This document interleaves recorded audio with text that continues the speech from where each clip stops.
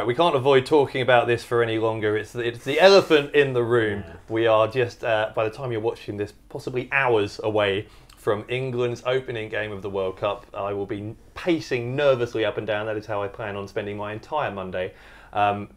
Let's talk about the team. So we're going to do this over the next couple of segments on today's Scramble. I want to talk about, first of all, the back five. Well, back six, if you include the goalkeeper. Let's keep this to the formation we know Southgate is going to play, at least at the back half of the field, where it's going to be 3 centre-backs and then wing-backs. Who do we have? First of all, goalkeeper. Anyone disagreeing with Pickford? No. Based on the 2 friendlies as well, because all 3 keepers played in those 2 warm-up games.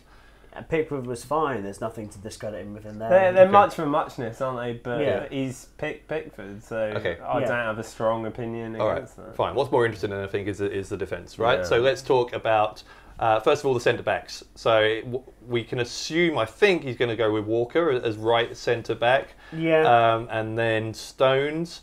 The question then maybe is who's the last of those 3 centre-backs? Will it be Cahill? Will it be Jones? It could be Maguire. Who would you put in there? Alex Welch. I go Phil Jones. I haven't seen enough from Harry Maguire. I think Gary Cahill for the Belgium game, because he knows Lukaku's game pretty well. On that thing, Jones knows Lukaku's game pretty well as well. Season. Yeah. I think it's a better matchup for Gary Cahill in the air.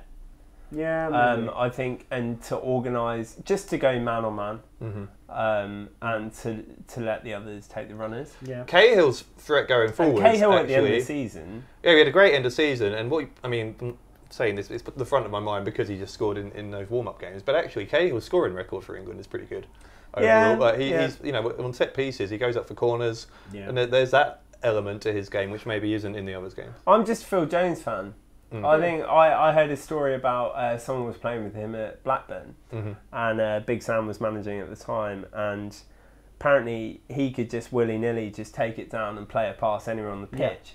And yet every time he was taking it down and volleying it up front. Nice. But and they turned around. I think it was Robbie Savage was saying it. He was saying, "Why do you keep doing that, mate? Why do you keep doing that?" It's like, well, I won't be able to play the next game because he'll drop me if I don't. Nice. And he's got feet and he can use them. So Harry Maguire makes mistakes, and Phil Jones, big lad Maguire though. Phil, to be fair, big lad doesn't make the England team. But he's a typical. How many big lads are in the Spanish He's team? a typical English centre back. Jones is one of Jones' biggest underrated assets. Is that he's actually pretty quick.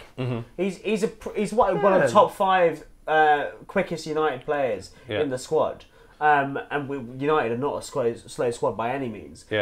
Although he does have his mistakes, he gave away that penalty. He is a little bit problematic in some areas, but I think in this setting, as one of those 3, he's as like I said, he's solid enough to be there. Whether you swap him out for various tactical reasons, different games is a different discussion. But for Tunisia, for sure, especially when Tunisia are going to play on the break, they're going to try and put balls in behind. It's got to be Jones. I'm going to stop you. I'll go Cahill, Stones, Walker at the back 3. Okay. We're running over again. We're about to run out of time. So let's do wing backs very quickly. On the right, any objections with Trippier? No. Anyone play Alexander Arnold ahead of him? No. I think the more interesting side is the left side. We've already talked about this off camera. We're going to disagree on this. Left back, I say Rose, purely because he's got a left foot. Young is going to have to turn in and hit it with his right foot. Which we've seen this before with England teams. It doesn't work. Yeah, no, but Young's accuracy and power and precision on that right foot to cut back in and play it through is incredible. And we're talking about the first game here. We're not talking about Belgium. We're not talking about the more complex games going further forward. Yeah.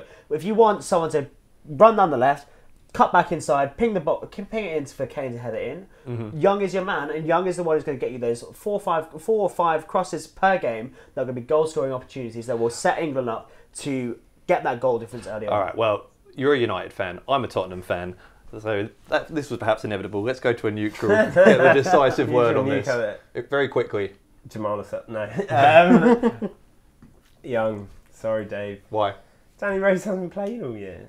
Yeah. Is that purely That's why? it. Yeah. I'm 50-50 about picking Stones in the middle for the same reason. He just hasn't played, and I think I'm not sure he deserves it. All right, well, there we go. That's our thoughts on the goalkeeping and defending situation. In just a second, we're going to talk about the other half of the pitch for England on Monday night.